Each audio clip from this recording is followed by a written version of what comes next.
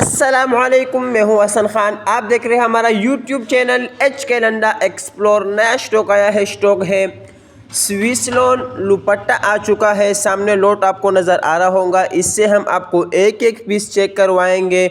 माल आप लोग साथ साथ देखता जाइए और हमारा वीडियो को स्किप नहीं करना है, पूरा ही देखना है ताकि आप लोगों को माल का अंदाज़ा अच्छे से आ सके। तो ये होगा सारा लेडीज स्विस लोन दुपट्टा, बेहतरीन ज़बरदस्त स्टॉक है। साथ साथ आप लोग साइज़ भी नोट करता जाइए। अच्छा, ये आया भी ए ग्रेड के नाम से आया है, तो इसके अंदर सारा ए ग्रेड में होगा।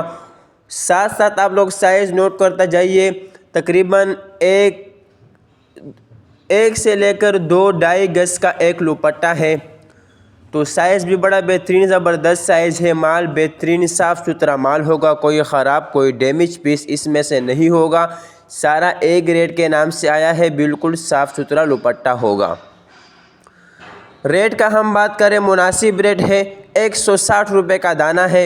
ऑर्डर कम से कम आपने 100 पीस का करना है। ऑर्डर लेने के लिए स्क्रीन पे और टाइटल पे नंबर शो है, इस पर आप रब्ता कर सकते हो।